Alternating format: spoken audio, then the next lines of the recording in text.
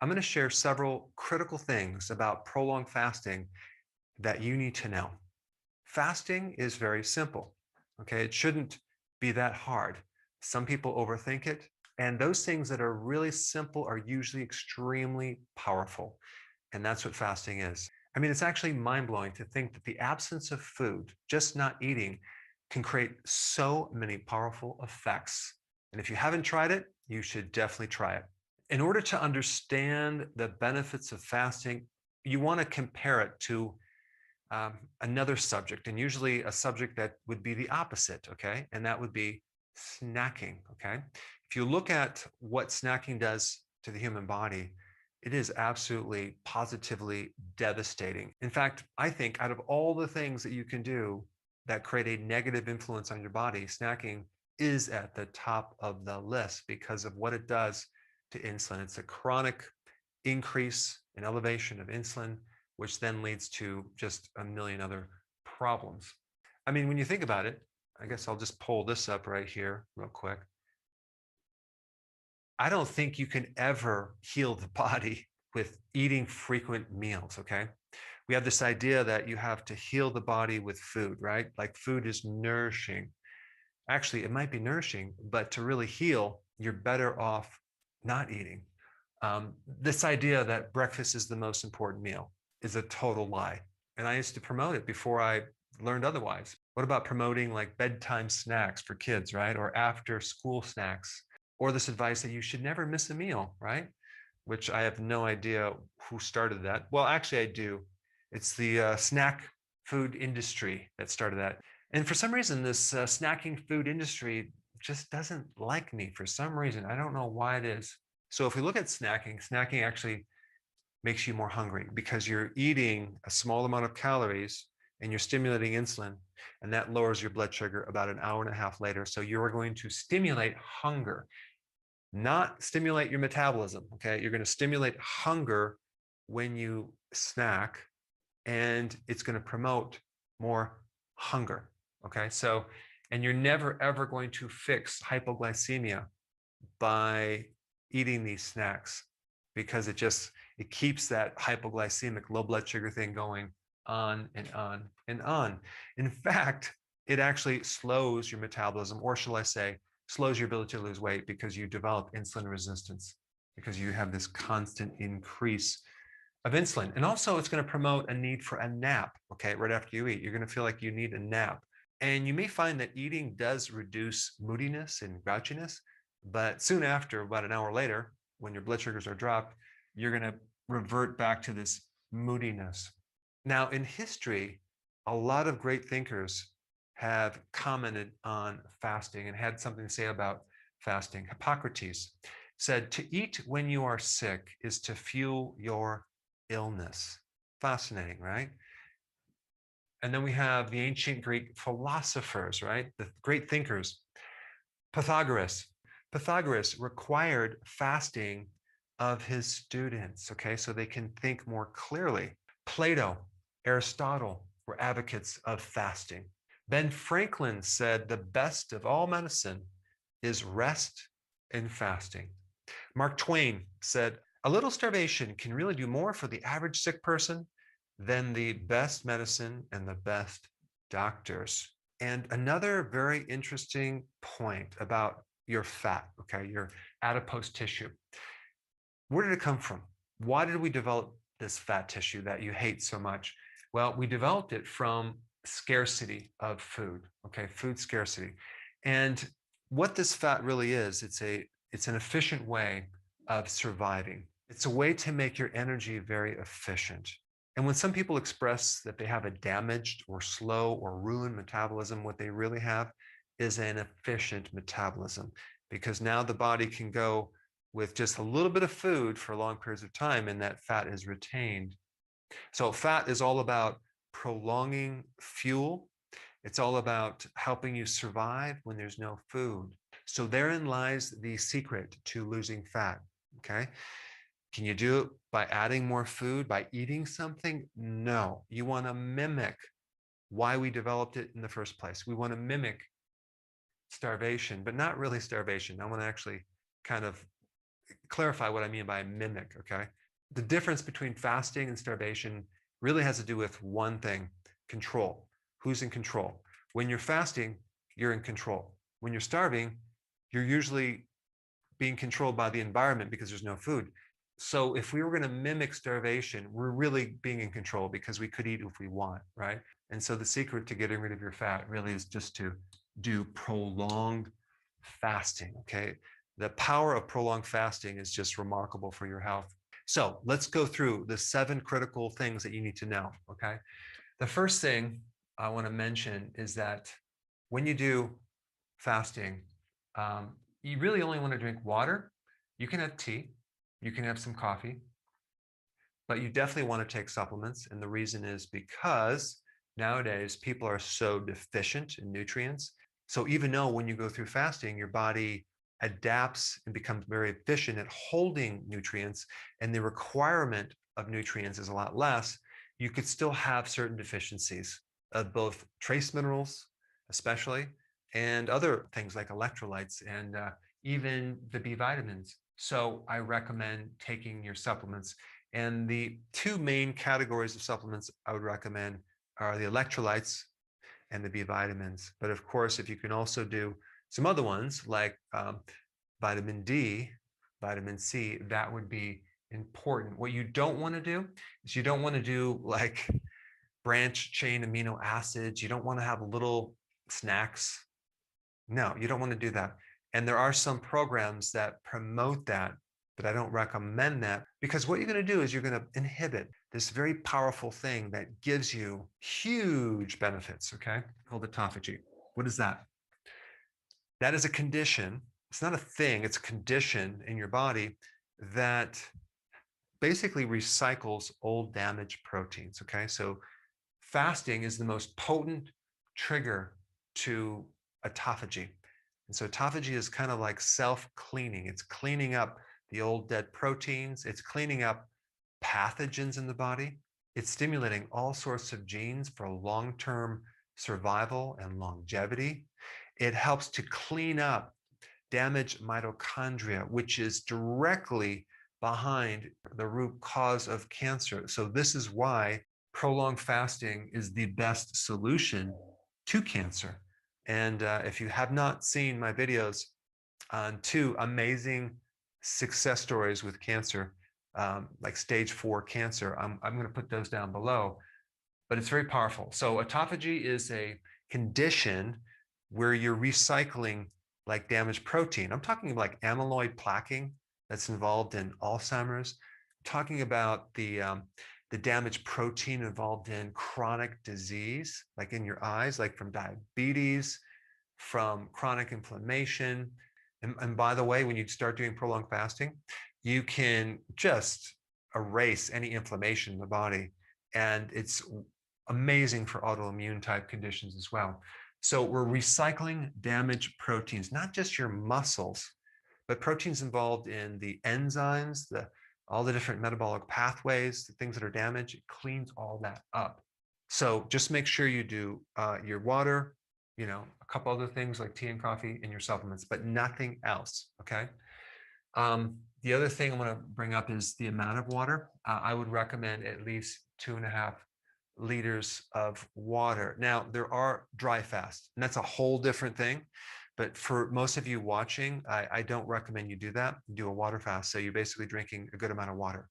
Um, what's interesting about doing a fast, your body will make its own water out of fat, but that's for another video. I just recommend you drink enough water. And the reason I recommend you drink water is when you start fasting, boy, you just dump your glycogen, okay, your stored sugar, and you're burning up the sugar first. And then with that is the release of a lot of fluids, because you have a tremendous amount of water that's tied in with this stored blood sugar in your muscles and in your liver. So you're going to get rid of a good amount of fluid initially.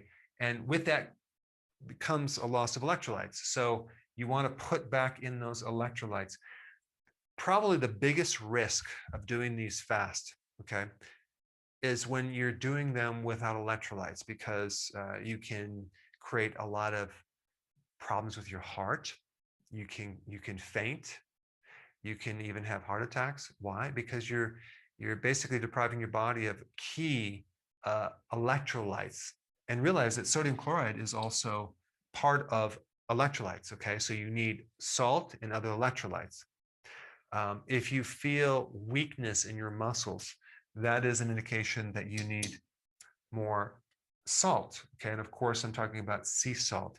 And with electrolytes, I'm also talking about potassium, magnesium, calcium, things like that. Now, let's go into number 3, refeeding.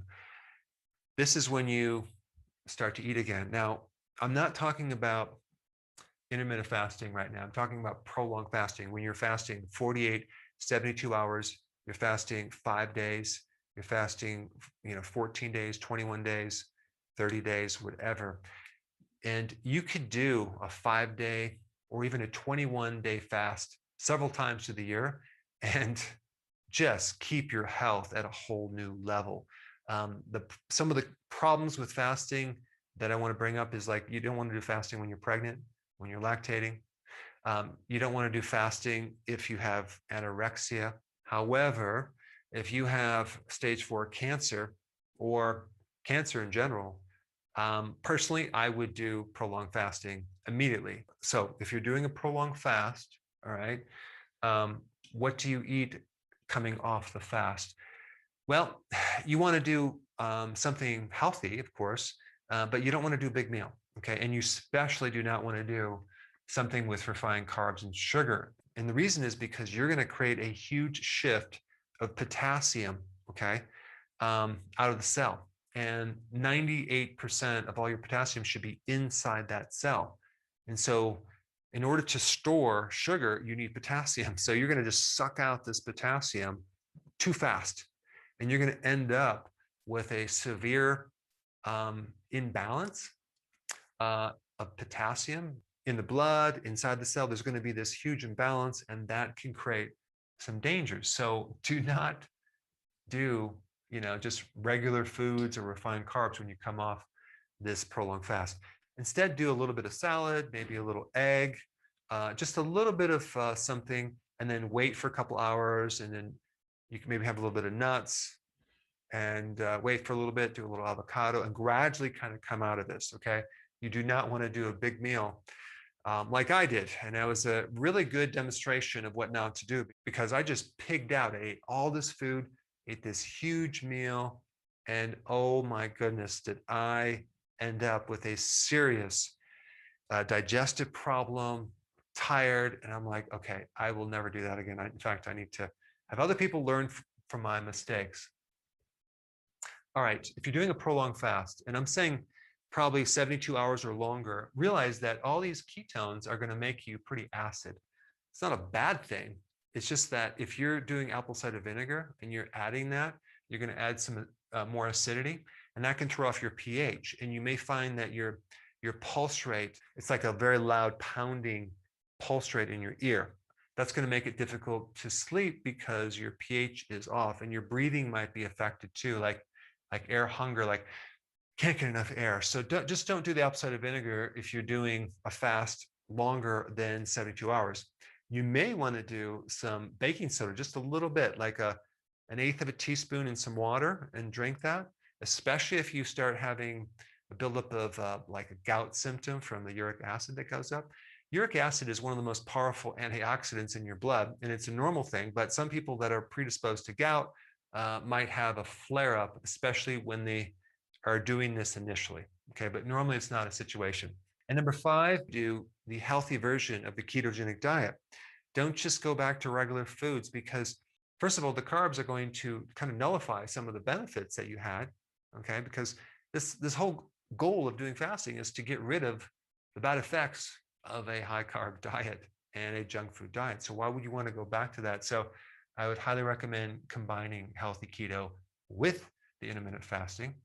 Okay, number 6, dawn phenomenon. What is that? That has to do with your blood sugars going up, okay? Maybe between 5 in the morning to 8, like all of a sudden your blood sugars go up, and like you didn't eat any sugar. Where is that sugar coming from? Well, your liver is making sugar, okay? There's a problem with insulin resistance, which is still occurring because it takes quite a while to get rid of that condition. It could take months, even up to a year or a little bit longer to fully get rid of that. If you have the Dawn phenomenon, all that means is that you have insulin resistance, okay? And I wouldn't worry about it too much. However, if it concerns you, I would go for a long walk and just burn off that sugar. It's not coming from your diet, okay? It's just your liver is making the sugar. And that's a big difference between consuming sugar, all right? You're not going to have a problem. And also that problem is going to go away with time versus some people might think, oh, fasting is bad because it raised my sugar, so I'm going to stop doing that. That would be a mistake. And so a couple of little things that you can do, you can probably take berberine or other things like cinnamon to help reduce insulin resistance, okay? All right, number 7, knowing when to break your fast. Now, should you just dive right into a prolonged fast? Well, you know what? You could. Are you going to feel great? Maybe not, especially if you haven't fasted. You're going to have to go through a period of time where your body adapts. And so it might take you several days before you start feeling good. So a lot of people do this gradually and they kind of ease into it after doing, weeks of intermittent fasting. So you could just cold turkey, just jump right in and do prolonged fasting, okay? However, when you start fasting, what you're really doing is you're switching from the glucose fuel to the fat fuel, okay? And then also the body then has to make new enzymes for ketones, okay? So your body actually is running on fatty acids as well as ketones, especially for your brain. Your brain can't run on fatty acids, it runs on ketones. So just think about this. You're not going to feel really good in your head when you start doing fasting simply because it takes a while to develop ketones. So in the meantime, what you could do is take MCT oil, or you can take ketone supplements and get rid of those symptoms. However, you may not feel good mentally at first, but then you start adapting and your appetite goes away and you feel good.